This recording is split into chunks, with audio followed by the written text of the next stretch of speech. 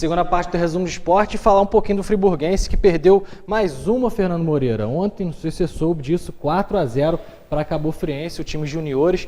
Agora sim, é o 15º, demorou para perder essa 14ª colocação, com 9 pontos, ainda enfrenta o Resende e o bom sucesso fora de casa nas últimas 2 rodadas. Conversei com o Mendonça ontem, ele me disse que tiveram 2 expulsões, o meio Bruninho, que na opinião dele foi um pouco injusta a expulsão, e o Lohan, que é atacante, né, já atuou pelo profissional, e pelo que o Mendonça me falou, acabou provocando ali a expulsão. Não sei exatamente de que forma, mas o Lohan, que já é um garoto mais experiente, né, não sei o que aconteceu, mas deveria talvez, né, se, pela opinião do seu técnico, ter segurado um pouquinho as ações dentro de campo.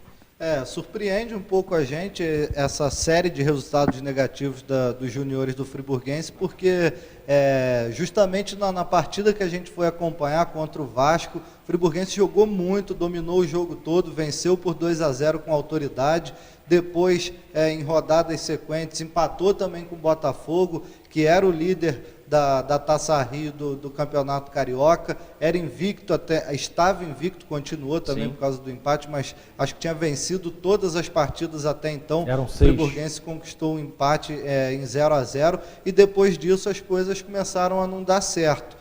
Futebol é isso também, né? A gente estava até comentando do Botafogo, né? Que a gente nunca sabe o que esperar do time do Botafogo. Quando vence uma partida bem, depois acaba perdendo. Então acho que o Friburguense está sofrendo um pouquinho também com isso. De repente a ansiedade, a vontade de precisar, de querer um resultado positivo, voltar a vencer na competição. Às vezes isso acaba atrapalhando um pouquinho o caminho, os jogadores ficam um pouquinho afobados.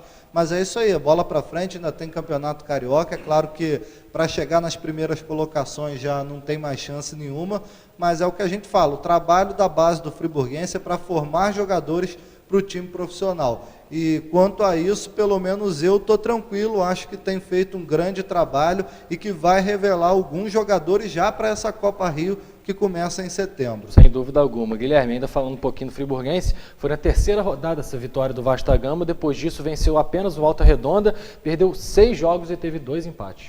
O que a gente estava até conversando na semana passada com o Mendonça, né, em termos de preparação psicológica do atleta. Esses insucessos seguidamente do time do Friburguense afetam muito o preparo do jogador para uma próxima partida. Então, por mais que o técnico, a comissão técnica, prepare psicologicamente o jogador depois desses seguidos insucessos, quando o jogador entra em campo já mudou completamente. Aí toma o primeiro gol, aí vem toda aquela lembrança dessas derrotas, desses empates que o Friburguense sofreu, e aí fica difícil dar a volta por cima. Mas foi como o Fernando falou, o time dos juniores do Friburguense é para formar profissionais. Então, nós aqui, sempre quando falamos do time do Friburguense, principalmente dos juniores, temos plena certeza de que o trabalho está sendo bem feito. Exatamente. Falando um pouquinho agora, mudando de assunto ainda, na verdade, falando de futebol, amistosos internacionais ainda rolando, né? Ontem o México venceu por 3-0 a seleção de Israel. O México é o segundo jogo do Brasil na fase de grupo. Vamos ver se está na agulha. E está na agulha, a gente já está acompanhando os gols, 2 gols do Layun, que fez uma bonita partida, nesse bonito gol, mas com a falha ali do goleiro. Golaço e um frangaço na mesma jogada. Exatamente, né? Exatamente. Esse segundo gol aí sim, olha que lance curioso, gente. Não sei se vocês chegaram a ver esses gols. O goleiro ia fazendo uma boa defesa, mas a bola subiu e parou dentro da rede. Coitado do goleirão, a bola veio difícil de ser defendida. Lembrou muito aquela defesa do Murilo em 2001, na semifinal da Taça Guanabara contra o Flamengo. E o último gol aí do Fabián, ele que é mais conhecido ainda do futebol mexicano. 3-0, o México vai se preparando, vai mostrando força também na chegada e na reta final para esse Mundial. O que vocês esperam do México? Não sei se vai ser um grande desafio para o Brasil, o momento é outro, né? A gente perdeu as Olimpíadas aí para o México, que acabou abalando um pouquinho a estrutura do Brasil, mas dentro de casa é outro momento, Copa do Mundo, acredito que o Brasil vai passar com tranquilidade pelo México. Não, Brasil e México, com certeza o Brasil é favorito, até pelo que a gente já falou essa semana. O Brasil não tem como fugir desse favoritismo na Copa do Mundo, ainda mais dentro de casa. Mas o México, na minha opinião, tem uma boa seleção, sempre tem boas seleções, na verdade, seleções competitivas. Historicamente, é uma pedra no sapato do Brasil, você até relembrou a decisão das últimas Olimpíadas, mas na Copa das Confederações o Brasil deu um baile para cima do México, jogou com tranquilidade, se eu não me engano foi 3-0 o jogo, né? Neymar jogou muito, o Brasil ganhou com tranquilidade do México, mas para a Copa do Mundo, comparando com o Brasil, eu acho que novamente o Brasil vai vencer, não sei com tanta facilidade, mas acho que consegue vencer o jogo contra o México.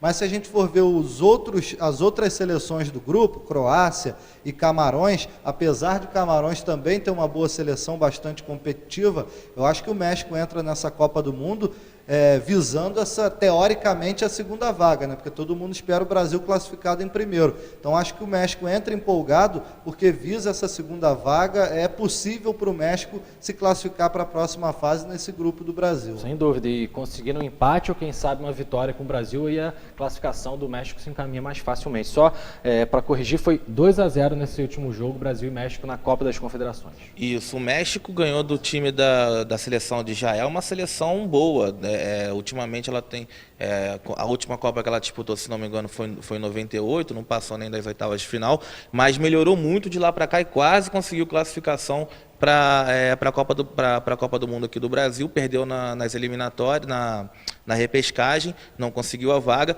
mas venceu bem. Sempre é uma pedra no sapato, como bem falou aqui o Fernando. Vai disputar, na minha opinião, com a Croácia, que é um timezinho chato também de se enfrentar. A gente vai ganhar, mas é um timezinho chato de se enfrentar. E acabou de perder 2 jogadores. Camarões, então, para você acha? Camarões até mais forte que a Croácia. Eu vejo talvez a Croácia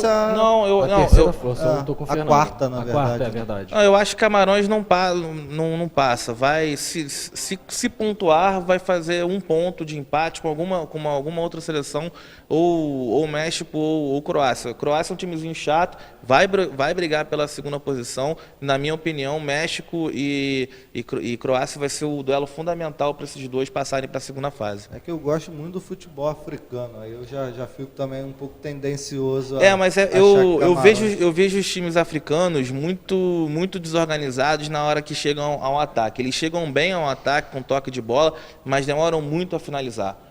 E aí isso prejudica bastante no resultado da partida. E já tem aí um Samuel Eto'o que já não é grande coisa, já não é aquilo tudo que foi, com certeza. E que na seleção joga numa função diferente do que ele joga no clube. Camarões por decisão dele até. Faz diferença. E Camarões ameaçando greve, né? Ainda tem todos esses problemas. Exatamente, problemas extracampo aí na seleção do Camarões. Gente, segunda parte do Resumo do Esporte foi rapidinha, mas a gente vai dar uma acelerada aqui para dar tempo de falar tudo que a gente separou para você nessa quinta-feira. Não sai daí.